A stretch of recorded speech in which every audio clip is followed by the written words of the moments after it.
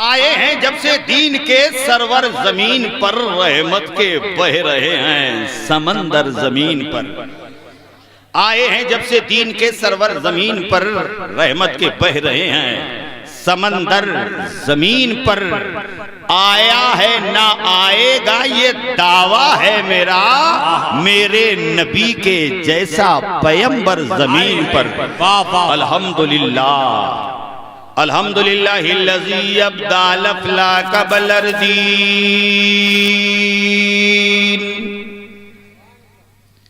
वस्सलातु वस्सलामु अला मन काना नबिय्युं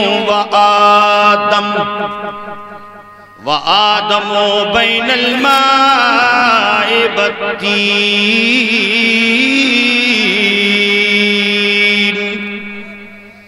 वाला आलिही व अस्हाबिही अजमाईन। अम्मा बाद फ़अऊज़ु बिल्लाहि मिनश शैतानिर रजीम। बिस्मिल्लाहिर रहमानिर रहीम। वमा अर्सलनाका इल्ला रहमतल लिल आलमीन। आमन्तु बिल्लाहि सदक़ल्लाहु व मौलानल अज़ीम व बल्लगना व रसूलुहुन नबियुल करीमुल अमीन व नहनु अला ज़ालिका लमिनश शाहिदीन व शाकिरीन वल्हम्दुलिल्लाहि रब्बिल आलमीन। गौसे आज़मी बमने बेसरो सामा मदद क़िबला दी मदद काबे ईमा मदद कादरी अमला रहे या गौसे आज़म मी ज़नम दमगे शेख अहमद रज़ा खां कुतुबे आलम मी ज़नम। मैं गदा तू बादशाह भर दे प्याला नूर का, नूर दिल दूना तेरा दे डाल सदका नूर का। तेरी नस्ल पाक में है बच्चा बच्चा नूर का, तू है नूर तेरा सब घराना नूर का। या खुदा जिस्म में जब तक के मेरी जान रहे, तुझ पे सदके तेरे महबूब पे कुर्बान रहे। ऐसी तस्वीर खिंचे कल्ब के आईने में, तू रहे तेरा नबी दोनों रहे सीने में। बसद अंदाज यकताई बगायत शान ज़ेबाई, अमी बनकर अमानत आमला की गोद में आई। फरिश्तों की सलामी देने वाली फौज गाती थी, जनाबे आमिना सुनती थी आवाज आती थी। आइए हम और आप सबसे पहले पैगंबर आजम रसूल हाशमी की बारगाह में दुरूद पाक की डाली मोहब्बत की थाली में सजाकर बाबा से बुलंद पड़े। अल्लाहुम्मा सल्ली अला सय्यदना वाला आले सय्यदना व मौलाना मुहम्मदिन वालिक वसल्लिम सलातु व सलामन अलैका या रसूल अल्लाह। मुस्कुरा के बोल दीजिए या हबीब अल्लाह। ये सरकार का जलसा है और 12 रबीउल अव्वल मोमिनों के लिए इतना कीमती है कि अगर ये 12 रबीउल अव्वल में हमारे आका तशरीफ ना लाते तो मैं तो कहता हूं ना जमीन होती ना आसमान होता।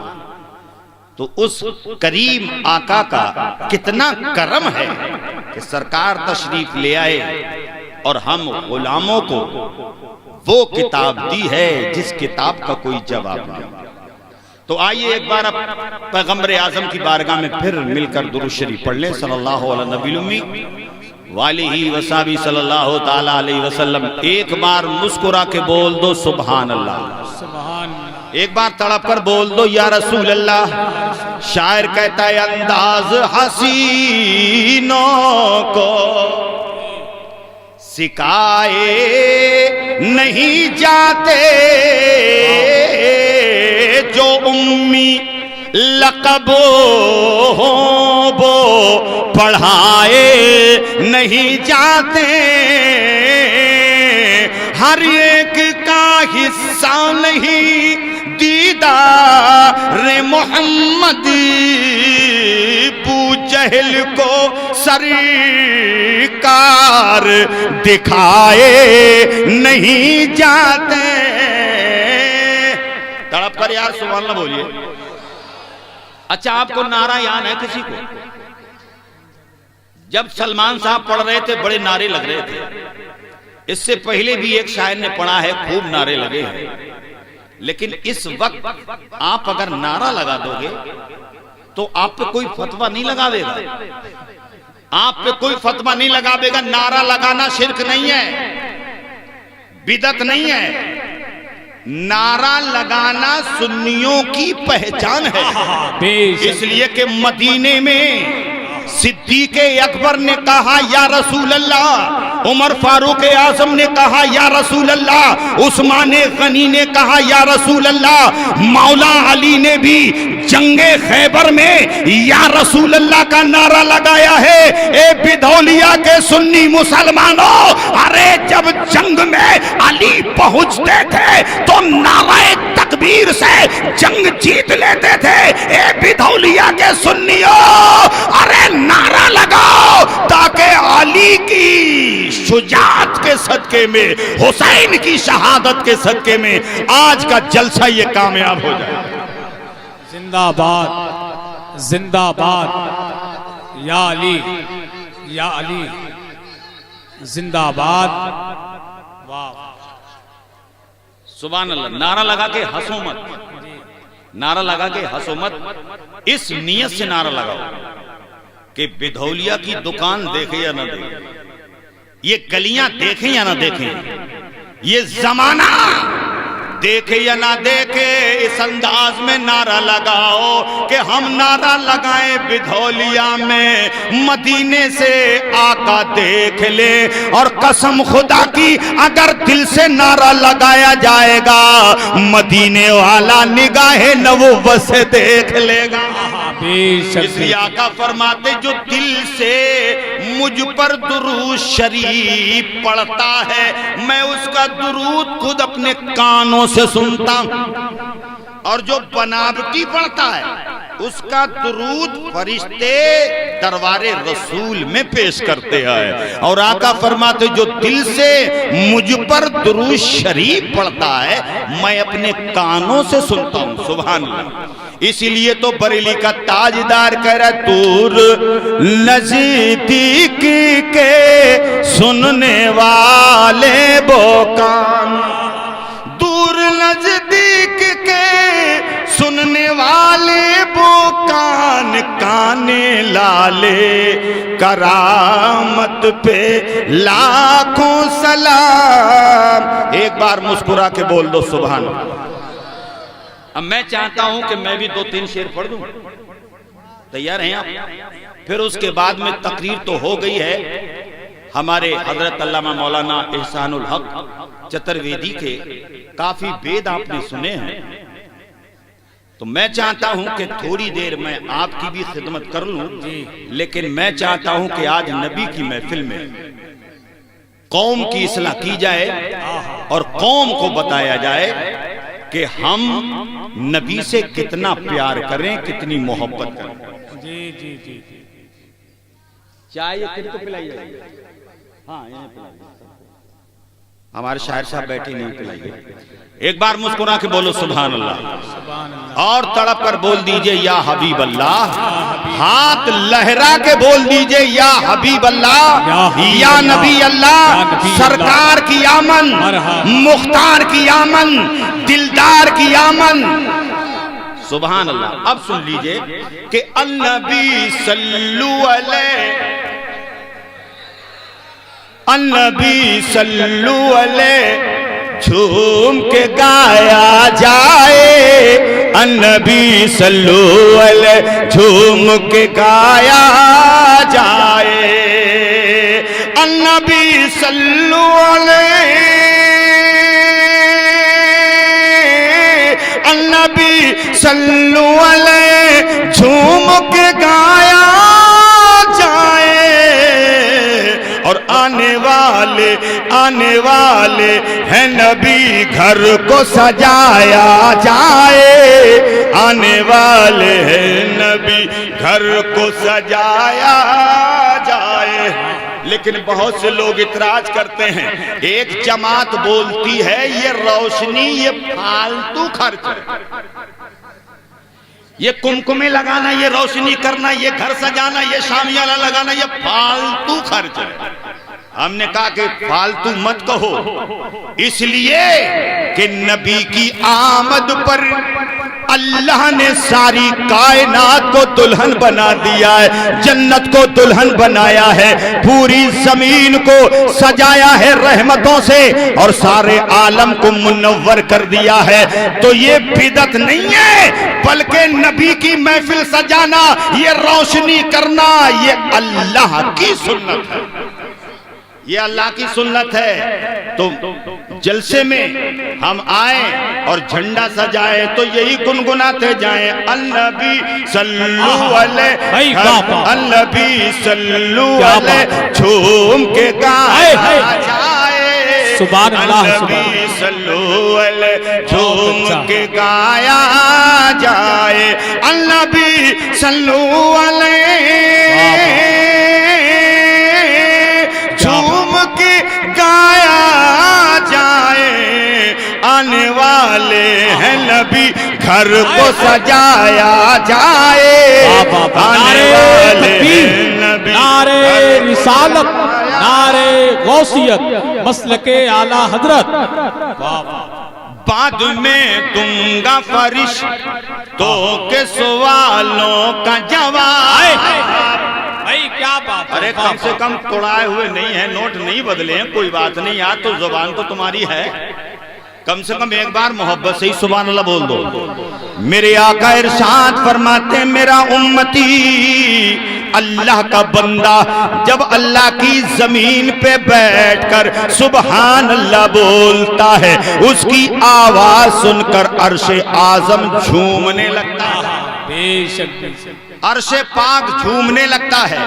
मेरे प्यारे भाइयों, फरिश्तों ने देखा कि अर्शे पाक झूम रहा है, कहा कि तू क्यों झूम रहा है? कहा कि नबी की महफिल बिधौलिया में सजी हुई है, अल्लाह का बंदा अल्लाह की पाकी बयान कर रहा है, उसकी आवाज सुन के मैं झूम रहा हूं। कहा कि अल्लाह के बंदे ने सुभान अल्लाह कह के ठहर गया है, लेकिन तू क्यों नहीं ठहरता है?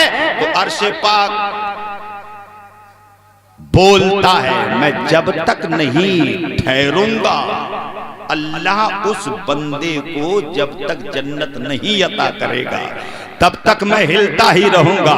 तो तुम सुभान अल्लाह इस नियत से बोलो कि तुम्हारी आवाज अर्शे पाक पर पहुंचे, अर्श झूमने लगे और तुम्हारी मगफिरत की दुआएं मांगने लगे। तड़प कर एक बार बोल दो सुभान अल्लाह।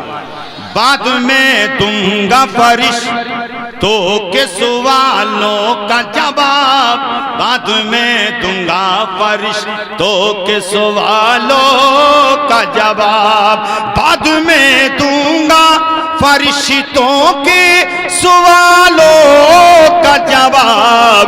पहले सरकार का दीदार कराया जाए, पहले सरकार का।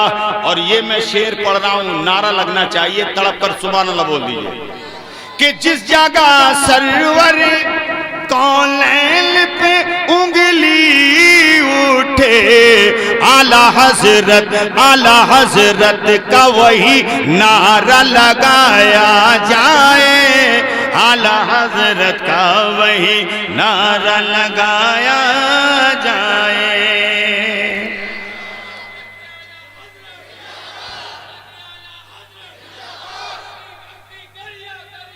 एक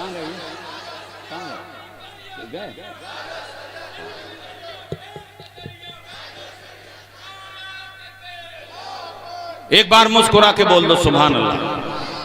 जिस तरह आप बैठे हैं इसी तरह मस्जिद नबवी में नबी के वफादार बैठे, लेकिन हजरत अबू हुरैरा मस्जिद नबवी के दरवाजे पे खड़े हैं। कभी बाहर देखते हैं आसमान की तरफ, कभी अंदर देखते हैं। उमर फारूक आजम ने देखा, कहा कि अबू हुरैरा सब अंदर बैठे, तुम दरवाजे पे कभी अंदर झांकते हो कभी बाहर झांकते हो, ये क्या देख रहे हो? तो हजरत अबू हुरैरा उमर फारूक आजम से इस अंदाज में बात करते हैं, ए मेरे प्यारे सरकार के दोम खलीफा, मैं फैसला कर रहा हूं। बोले क्या फैसला कर रहे हो? बोले देख नहीं रहे हो कि आसमान पे चांद चमक रहा है, अपनी पूरी जवानी पे है और पूरी चमक दमक पे है। कभी मैं आसमान का चांद देखता हूं और कभी मस्जिद नबवी की तरफ अपना चेहरा घुमा के रुखे मुस्तफा देखता हूं। कभी मैं चांद की तरफ, कभी आमना के लाल की तरफ। उमर फारूक आजम इरशाद फरमाते हैं क्या फैसला किया है? तो हजरत अबू हुरैरा इस तरह से बयान करते हैं, फैसला क्या करना है? मेरी नजर चांद की तरफ जाती है, कभी आमना के लाल के चेहरे की तरफ जाती है, लेकिन ईमान बोलता है चांद की तरह मुल्को हम कहें तो मुजरिम हैं, चांद की तरह उनको हम कहें तो मुजरिम हैं, क्योंकि मेरे आका, क्योंकि मेरे आका की, क्योंकि उनकी चौखट पर हर चांद खुद सवाली है। मेरे प्यारे आका की बात ही निराली है, दो जहां के दाता है और हाथ खाली है। मेरे प्यारे सुन्नी मुसलमानों, अब मेरी बात को ध्यान से सुन लेना। हजरत अबू हुरैरा ने फैसला कर दिया है, न चांद अच्छा है, न चांद अच्छा है, आमना के लाल का चेहरा अच्छा है, रुखे मुस्तफा अच्छा है। तो बताओ ये जलसा अच्छा है या नहीं? बोलो जलसा अच्छा है? इन्होंने जो जलसा सजाया है, मेहनत की है, बहुत से लोगों ने इन्हें देखकर रोका भी होगा और कहा होगा क्या कर रहे हो, लेकिन ये दीवाने रजा के हैं, ताजुश शरिया के मस्ताने हैं, ये रुके नहीं होंगे। इसलिए मैं तुमसे कहना चाहता हूं मेरे सुन्नी मुसलमानों, हजरत अबू हुरैरा बोलते हैं अरे चांद क्या अच्छा होगा? अरे चांद तो उनकी चौखट का खुद भिखारी है, इसलिए ये वो रसूल है, चांद को चमक मिली है, इसी नबी के सदके में सूरज को दमक मिली है, इसी नबी के सदके में सितारों को रोशनी मिली है, इसी नबी के सदके में आदम अलैहिस्सलाम को नबुव्वत मिली है, इसी नबी के सदके में नूह अलैहिस्सलाम को नबुव्वत मिली है, इसी नबी के सदके में अरे जो कुछ मिला है सब नबी के सदके में मिला है। इसलिए जमीन नबी के सदके में, आसमान नबी के सदके में, चांद नबी के सदके में, सितारे नबी के सदके में, सूरज नबी के सदके में, सारी कायनात मेरे नबी के सदके में। वो रसूल जलसा खत्म हुआ, सब लोग चले, लेकिन दो नबी के वफादार बैठे रहे। कुछ जरूरत थी, सब चले गए, दो बैठे रह गए। रात हो गई मेरे प्यारे सुन्नी मुसलमानों, गहरी रात हो गई, चांद भी छुप गया। अब मेरे प्यारे आका की बारगाह में अर्ज करते, या रसूल अल्लाह हमारे घर बहुत दूर है, हम कैसे पहुंचेंगे? अब तो चांद भी छुप गया है। मेरे प्यारे आका सल्लल्लाहु ताला अलैहि वसल्लम ने इरशाद फरमाया, कुछ है तुम्हारे पास? आप सुन रहे हैं तौहीद नेटवर्क की इस्लामिक आवाज। Tauheed network international Islamic YouTube channel. कोई तुमसे पूछे तुम्हारे पास में क्या है, तो कहने लगे हमारे पास में हमारे नबी का झंडा है, हमारे पास में हमारे नबी का झंडा है, और ये वो झंडा है, इसे डंडा मत समझो, ये वो झंडा है कि हम बिधौलिया में लहराएंगे तो बिधौलिया की गलियां मुस्कुराएंगी, बरेली में लहराएंगे तो बरेली की गलियां मुस्कुराएंगी। लेकिन मेरे सुन्नी मुसलमानों, ये बात मैं फिर कहना चाहता हूं, अगर कोई तुम्हें रोके तो उसे अपना मत समझना, क्योंकि बहुत से लोग कहते हैं ये सुन्नी बरेलवी जो झंडियां लिए फिर रहे हैं, झंडियां लहराते हैं, ये क्या है?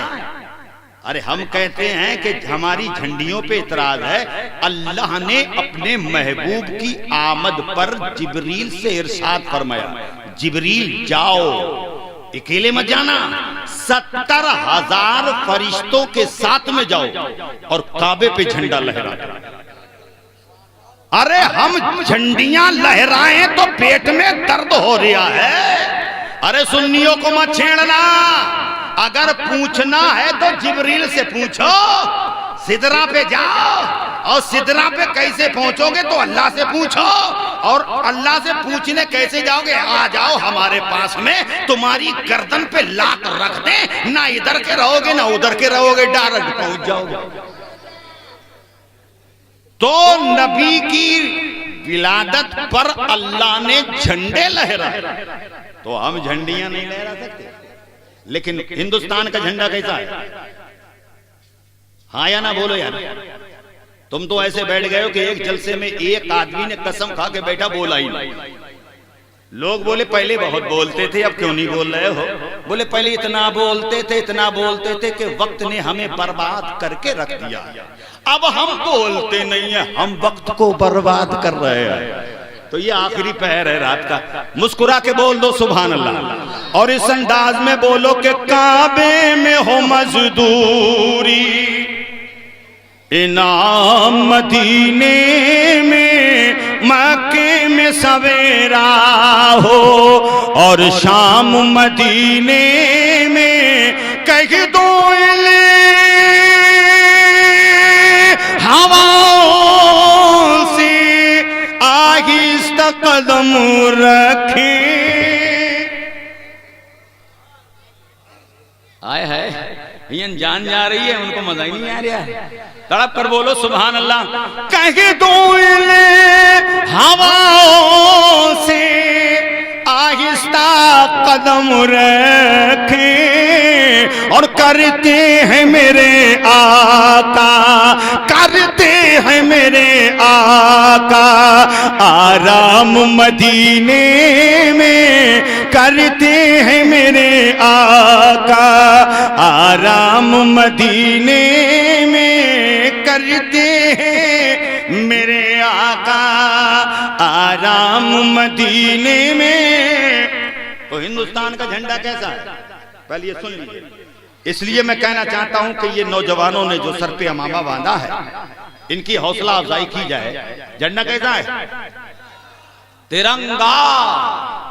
आय है, जब इसका नाम लो तो पूरा मुंह खोलना पड़ता है। तिरंगा। तो तिरंगा 26 जनवरी में कहीं घुमाओ, कहीं घुमाओ, स्कूल, गली गली, नगर नगर, डगर डगर, खेत खलियान में लहराओ, तुम्हें कोई रोकेगा? नहीं रोकेगा। जिसने पूरा हिंदुस्तान में खलबली मचा रखी है वो भी मुस्कुराएगा, वो भी मुस्कुराएगा। लेकिन मेरे भाइयों, ये खामी हम में है, कमी हमारी है। दुख में सुमरन सब करे, सुख में करे न कोई, और जो सुख में सुमरन करे फिर काहे को दुख हो। समझ गए? इशारतन कह रहा हूं। तो तिरंगा हिंदुस्तान का झंडा है। झंडा है या नहीं है? अब हिंदुस्तान में 26 जनवरी में लिए फिरो, इधर जाओ उधर जाओ, कोई नहीं रोकेगा।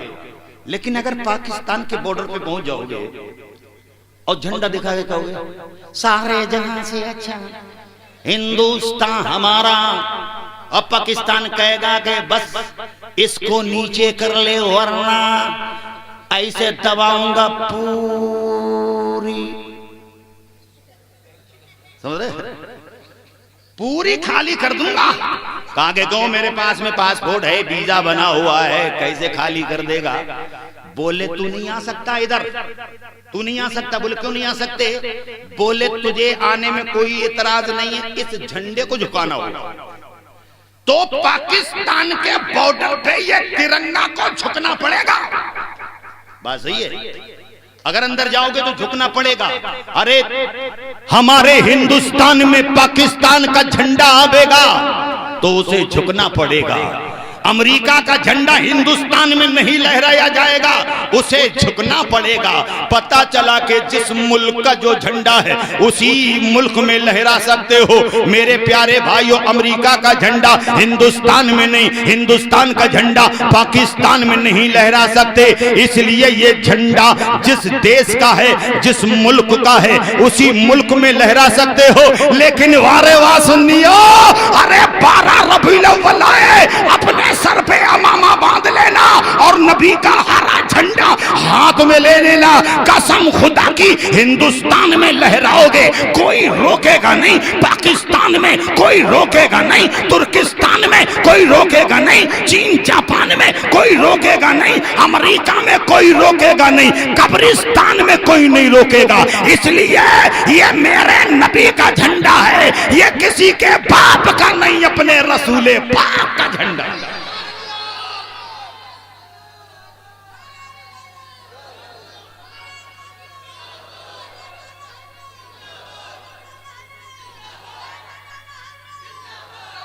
कहाँ गए खली साहब? काम गए, खत्म कर दे जी, थोड़ा तड़प कर बोल दीजिए सुभान अल्लाह। कह रहे थोड़ा और, तो थोड़ा और मुस्कुरा के बोल दो सुभान अल्लाह।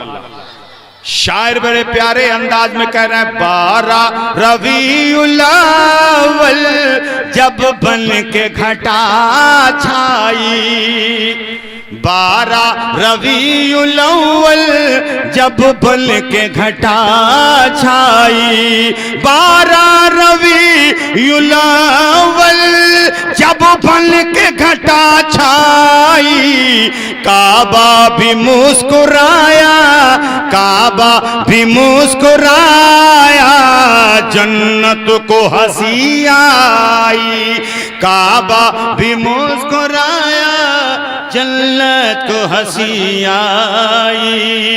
मेरे प्यारे सुन्नी मुसलमानों, मेरे आका ने इरशाद फरमाया कुछ है, कहा कि लाठी है। तो मेरे आका ने इरशाद फरमाया करीब लाओ। मेरे आका ने अपनी उंगली लाठी पे टच की, सुभान अल्लाह। तो लाठी रोशन हो गई, ऐसे चमकने लगी जैसे मरकरी चमक रही है। मेरे प्यारे भाइयों, दोनों नबी के वफादार अपने रास्ते पे चलने लगे, क्योंकि लाठी चमकती जा रही है, चमकती जा रही है। मेरे प्यारे सुन्नी मुसलमानों, एक सहाबी का घर आया, वो अपने घर के अंदर जाने लगे और वो लाठी भी लेके जाने लगे। बोले मैं कैसे जाऊंगा? कहा के बात ये है, मेरे आका ने मेरी लाठी से अपनी उंगली टच की है। ये वो उंगली टच की है कि जब उंगली उठाई है तो चांद ने अपने सीना चाक कर दिया है, डूबा सूरज आ गया है, दरख्त नबी की बारगाह में आ गया है। यही उंगली उठी तो अबू जहल की मुट्ठियों में कंकरियों ने कलमा पढ़ दिया। इस उंगली का कोई जवाब नहीं। मेरे प्यारे सुन्नी मुसलमानों, कहा कि सरकार ने अपनी उंगली टच की है, तू मेरी लाठी से अपनी लाठी टच कर दे, सुभान अल्लाह। तो लाठी से लाठी मिलाई गई तो लाठी वो भी चमकने लगी।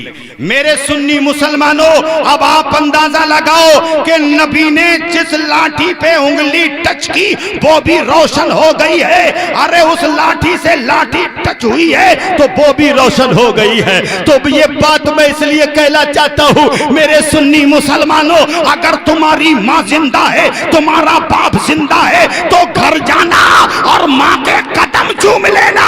कसम खुदा की, इधर माँ के कदम चूमेगा, इधर तेरे लिए जन्नत मुस्कुराने लगे। वारिस पाक की बारगाह में एक शख्स आया, अब सुन लीजिए चंद बात। एक शख्स आया, कहने लगा हजरत अस्सलाम वालेकुम। वालेकुम अस्सलाम। बोले हजरत एक सवाल है, गौर से सुनना। एक सवाल यह है कि बनी इसराइल की कौम में 72 फिरके हुए। कै फिरके? 72। और मुस्तफा जाने रहमत की उम्मत में 73 फिरका। आका इरशाद फरमाते मेरी उम्मत में 73 फिरका होंगे, एक ही फिरका जन्नत में जाएगा। एक ही फिरका जन्नत में। अरे जोर से बोलो, एक ही फिरका जन्नत में। तो वो कहने लगा हजरत ये समझ में नहीं आ रहा है वो फिरका कौन सा है, वो जमात कौन सी है जो जन्नत में जाएगी। तो वारिस पाक इरशाद फरमाते हैं बेटा पड़े हुए हो। अरे गौर से सुनो, मैं लतीफे नहीं लगाना चाह रहा हूं, गौर से सुनो। वारिस पाक ने इरशाद फरमाया बेटा पढ़े हुए हो। बोले हाँ पढ़े लिखे तो हैं। बोले कितना पढ़े हो? बोले कुरान शरीफ खूब पढ़ लेते हैं। वारिस पाक बोले फिर तो काफी पढ़े हो। बोले कुरान शरीफ पढ़ने से पहले कौन सी चीज पढ़ी है, कौन सी किताब पढ़ी है? बोले बगदादी कायदा पढ़ा है। सुभान अल्लाह, बगदादी कायदा पढ़ा है। बोले बगदादी कायदे में हे भी होगा हे? बोले हाँ हे है। बोले हे के क़यादत बनते हैं, गौर से सुनना, हे के क़यादत बनते हैं। तो कहने लगे कि हे के बनते हैं 8, क़यादत बनते हैं 8। बोले बेटा तुमने सीन भी पढ़ा होगा। बोले हाँ सीन भी पढ़ा। सीन के क़यादत बनते हैं बोले 60। तो 8 और 60 कितने बने? 8 और 60 कितने बने? 68। बोले बेटा तुमने उसी कायदे में दाल भी पढ़ा होगा। बोले हाँ दाल भी पढ़ा। बोले उसके कई अदद बनते हैं? बोले 4। तो बोले 4 में 4 अदद उसमें मिलाओ, 68 में 4 मिलाओ, कितने बनेंगे? 72।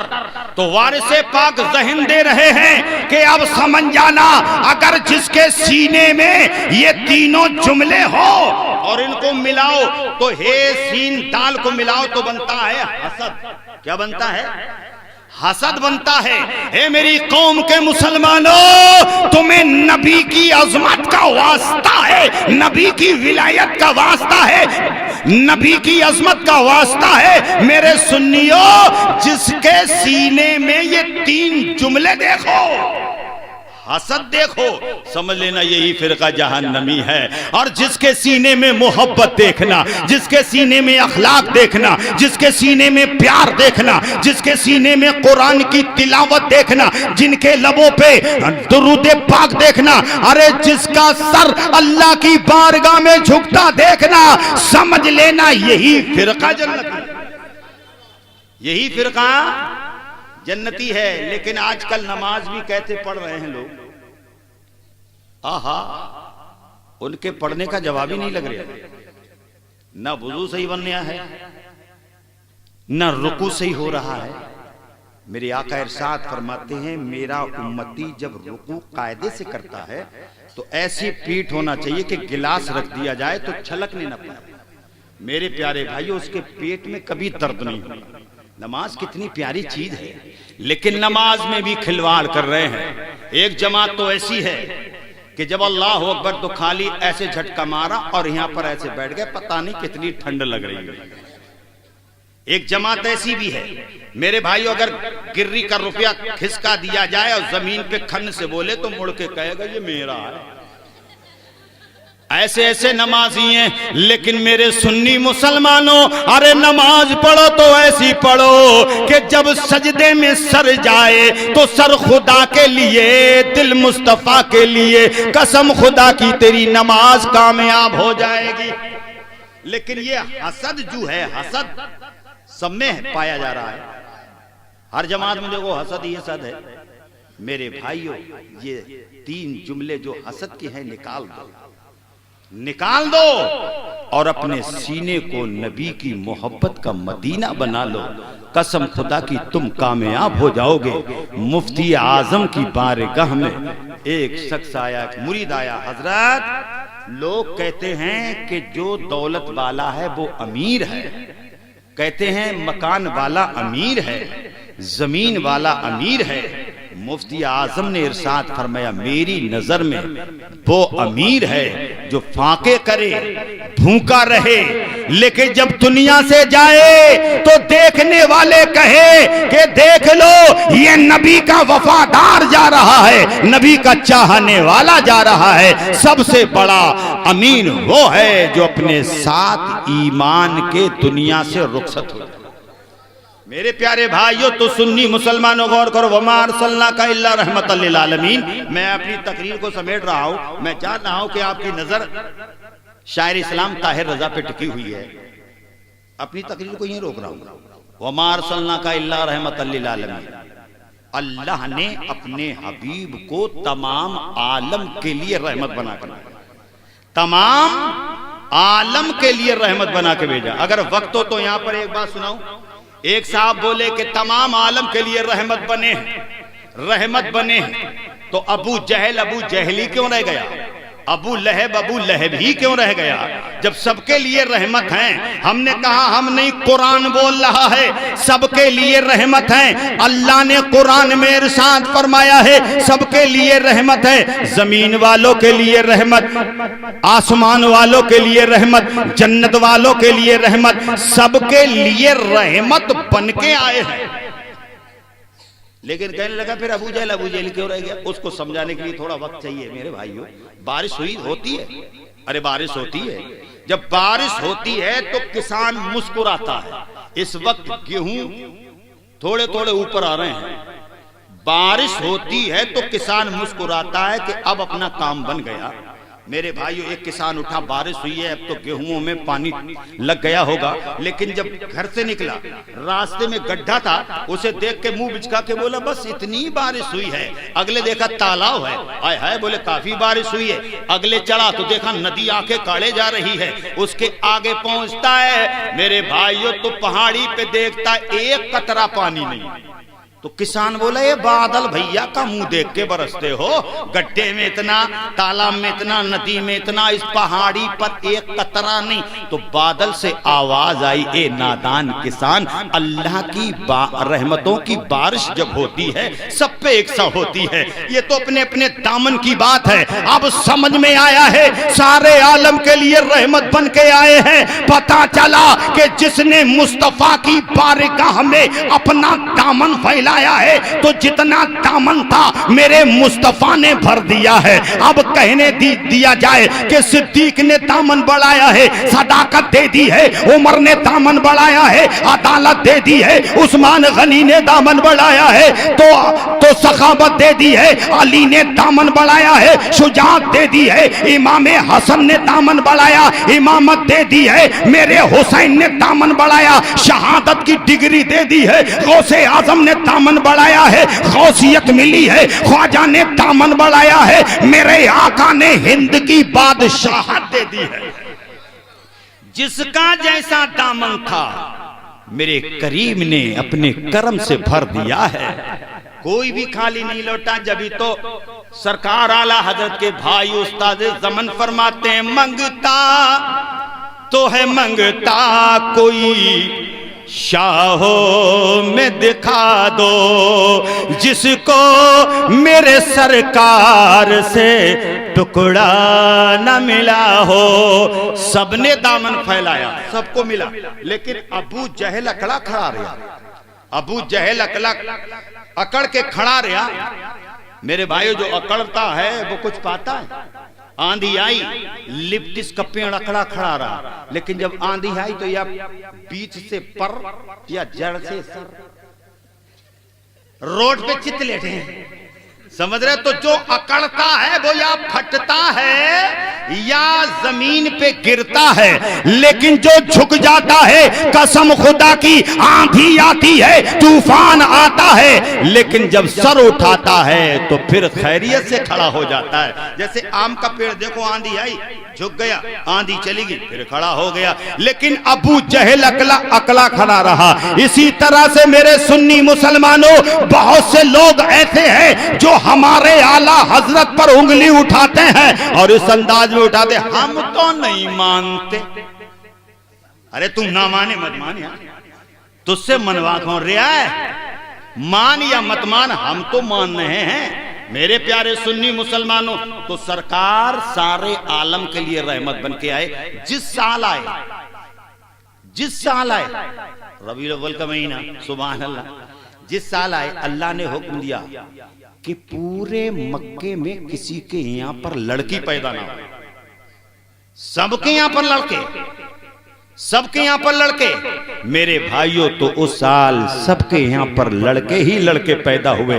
क्यों? इसलिए कि लड़कियों को जिंदा दफन कर देते हैं। कोई लड़की अगर हो गई तो उसका बाप उसे जिंदा दफन कर देगा। मेरा महबूब तो सारे आलम के लिए रहमत बन के आ रहा है, इसलिए कि मेरे महबूब की आमद पर सबके यहां लड़के पैदा हो, ताकि हर मां खुशी मनाए। मेरे सुन्नी मुसलमानों, तो मक्के की जमीन पर जितनी माएं हामला थी, आमना के साथ साथ सबके यहाँ लड़के पैदा हुए, इसलिए कि लड़कियों को जिंदा दफन कर देते थे। मेरे प्यारे सुन्नी मुसलमानों, मेरे प्यारे दोस्तों, नबी कौनैन सल्लल्लाहु अलैहि वसल्लम सारे आलम के लिए रहमत बन के तशरीफ ला रहे हैं। मेरे भाइयों, मेरे सुन्नी मुसलमानों, ये जलसा, ये जुलूस खूब शान शौकत के साथ में निकालना, इसलिए ये हमारे नबी का झंडा है। और हम अपने मुफ्ती साहब से मशवरा लें कि हमें क्या करना चाहिए, इसलिए कि ऐसे आलिमों को आगे रखना चाहिए और इनका अदब, इनका एहतराम करना चाहिए। ये तुम्हें बताएंगे, क्योंकि हजरत मूसा अलैहिस्सलाम अल्लाह की बारगाह में हाजिर हुए कोहे तूर पर। मेरे भाइयों, अर्ज की मेरे मौला, तू अपने बंदों से नाराज भी होता है। गौर से सुनिए, नाराज भी होता है। अल्लाह ने इरशाद फरमाया, मैं नाराज भी होता हूं, मैं राजी भी होता हूं। और जब मैं राजी होता हूं तो अपने उन बंदों पर ऐसा बादशाह मुसल्लत करता हूं, मुकर्रर करता हूं जो अदलो इंसाफ करता हो। और जब मैं नाराज होता हूं तो ऐसा बादशाह मुसल्लत करता हूं जो जुल्म करे। तो पता चला कि हम पे जो जुल्म हो रहा है, हमसे अल्लाह नाराज है। राजी कैसे होगा? राजी नमाज पढ़ो, कुरान की तिलावत करो, माँ बाप की खिदमत करो, अल्लाह को राजी करो। अल्लाह को राजी करने के लिए कोई तैयार नहीं हो रहा है। हाँ, वो राजी हो जाए, समझ रहे, वो राजी हो जाए तो सबको चक्कर में डाले हुए हैं। मेरे भाइयों, अभी तो कोई गरीब अजमेर की तरफ रुक करके रोया नहीं। अगर एक भी रो गया, मेरे ख्वाजा ने देख लिया, तो इंशाअल्लाह हम सबका बेड़ा पार हो जाएगा। तो मस्जिद आबाद करो, मदरसों में अपने बच्चों को भेजो और दिलों से कीना निकालो, हसद निकाल दो और अपने सीने को नबी की मोहब्बत का मदीना बना लो। कसम खुदा की, यहाँ भी कामयाब रहोगे, वहां भी कामयाब रहोगे। लोग पूरे दिन दिन भर खड़े रहते हैं, वहां के लिए वक्त है। मस्जिद में 4 कदम जो घर से दूर है, वहां पर जाने के लिए वक्त नहीं है। तो इसलिए अल्लाह को राजी करो। कसम खुदा की, तुम पे कोई जुल्म नहीं कर सकता। हजरात चंद अशार अपने लबों पर सजा करके माइक पे तशरीफ